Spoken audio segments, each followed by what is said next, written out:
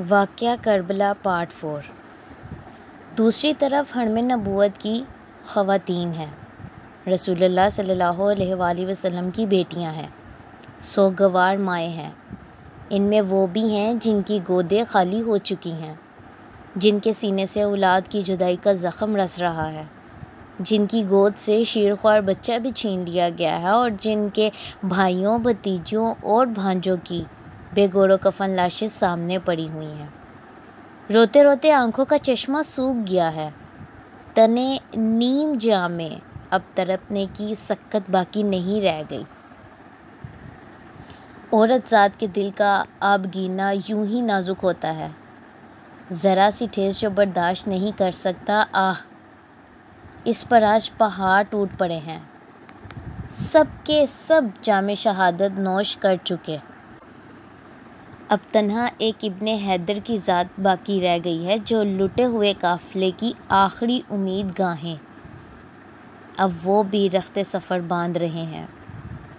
خیمے میں ایک احرام برپا ہے، کبھی بہن کو تسکین دیتے ہیں، کبھی شہر بانوں کو تلقین فرما رہے ہیں، کبھی لختے جگر عابد بیمار کو گلے سے لگاتے ہیں، اور کبھی کمسن بہنوں اور لاڈلی شہزادیوں کو یاس بھری نگاہوں سے دیکھ رہے ہیں۔ امید و بیم کی کشمکش ہے، فرض کا تصادم ہے، خون کا رشتہ دامن کھینچتا ہے، ایمان مقتل کی طرف لے جانا چاہتا ہے۔ کبھی یہ خیال آتا ہے کہ ہمارے بعد اہل خیمہ کا کیا حال ہوگا، پردیس میں حرم کی یتیموں اور بیواؤں کے ساتھ دشمن کیا سلوک کریں گے۔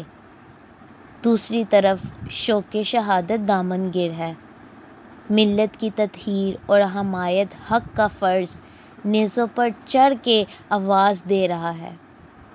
بالآخر اہل بیت کے ناخدا کعبہ کے پاسباں، نانا جان کی شریعت کے محافظ حضرت امام بھی اب سر پر کفن باندھ کر رن میں جانے کے لیے تیار ہو گئے۔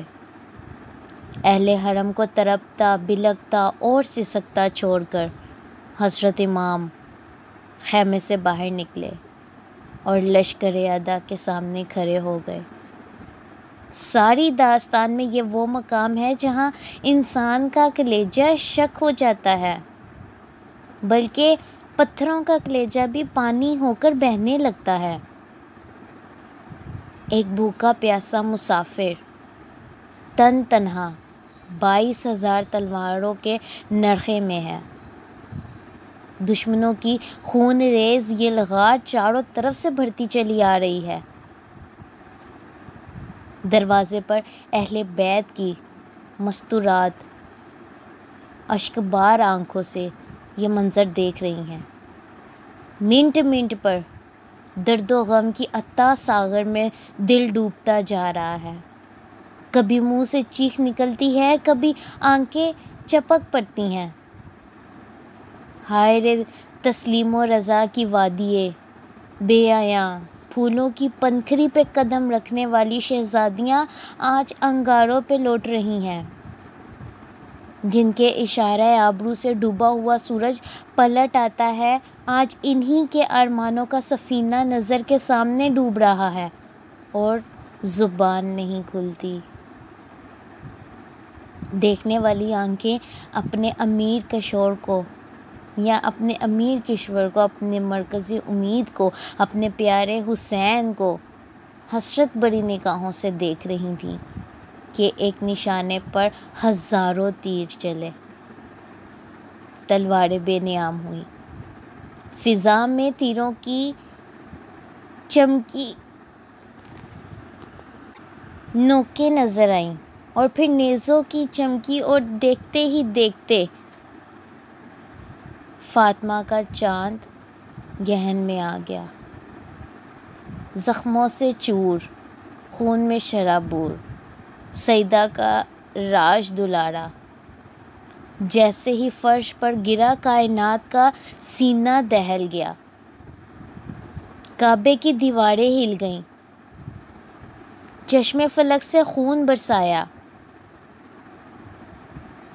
خورشید نے شرم سے منہ ڈھانپ لیا، اور گیتی کی ساری فضا ماتم و اندھوں سے بھر گئی۔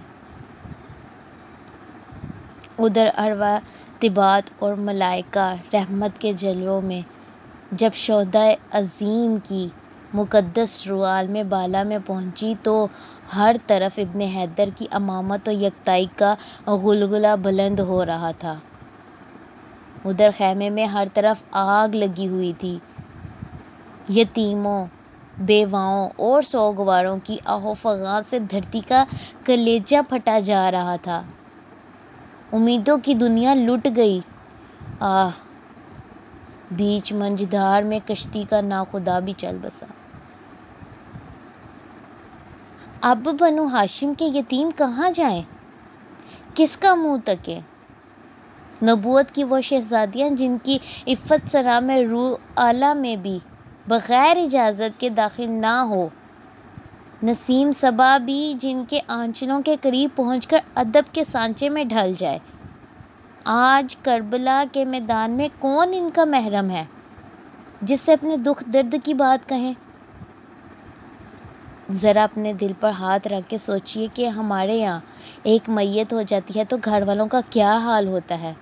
غمگساروں کی بھیڑ رچا ہر طرف ہمارے ہمدرد ہمارے ساتھ ہوتے ہیں۔ صبر کی تلقین کے باوجود ہمارے آنسو نہیں تھمتے، اضطراب کی آگ نہیں بجھتی اور نالہ و فریاد کا شور کم نہیں ہوتا۔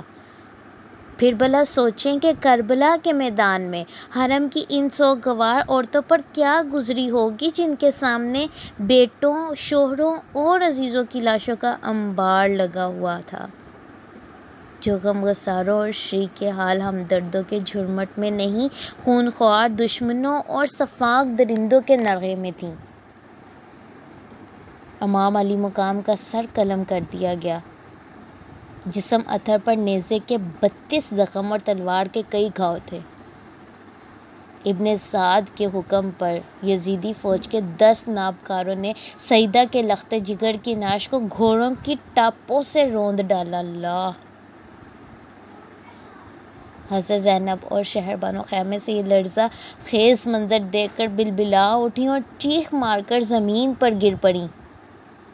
اس کے بعد شمر اور ابن سعد دندناتے ہوئے خیمے کی طرف بڑھے۔ حضرت زینب بنت علی نے غیرت و اضطراب کی آگ میں سلگتے ہوئے کہا، شمر، تیری آنکھیں پھوٹ جائیں، تو رسول اللہ صلی اللہ علیہ وآلہ وسلم کی بیٹیوں کو بے پردہ کرتا ہے، تیرے ہاتھ ٹوٹ جائیں۔ شام ہو چکی تھی۔ یزیدی فوج کے سردار جشن فتح میں مشغول ہو گئے۔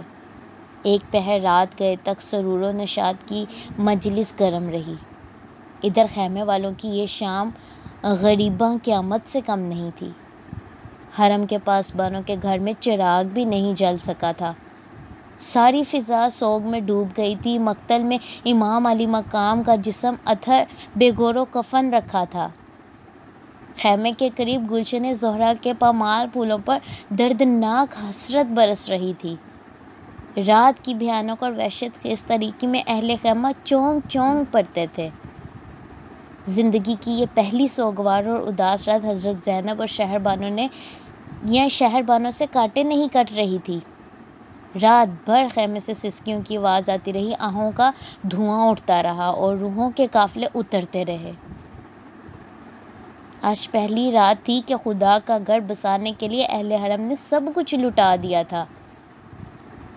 پردیس، چٹیل میدان، مقتل کی زمین، خاک و خون میں لپٹے ہوئے چہرے، میت کا گھر، بالے کے قریب ہی بیمار کے کراہنے کی آواز، بھوک و پیاس کی ناتوانی، خونخوار درندوں کا نرغہ، مستقبل کا اندیشہ، ہجر و فراق کی آگ۔ اللہ! کلیجہ شک کر دینے والے سارے اسباب مقتل کی پہلی رات میں جمع ہو گئے تھے۔ بڑی مشکل سے صبح ہوئی، اجالا پھیلا اور دن چڑھنے پر ابن سعد اپنے چند سپاہیوں کے ساتھ آیا۔ حضرت زینب، حضرت شہر بانو اور حضرت زین العابدین کے ہاتھوں کو رسیوں سے جکڑ دیا گیا۔ عابد بیمار اپنی والدہ اور پھوپھی کے ساتھ اس طرح باندھ دیے گئے کہ جنبش بھی نہیں کر سکتے تھے۔ باقی خواتین اور بچیاں بھی اسی طرح رسیوں میں بندھی ہوئی تھیں۔ اہل بیت کا یہ لٹا پٹا قافلہ جس وقت کربلا کے میدان سے رخصت ہوا، اس وقت کا قیامت خیز منظر ضبط سے باہر ہے، جاری ہے۔ باقی اگلی ویڈیو میں۔ شکریہ۔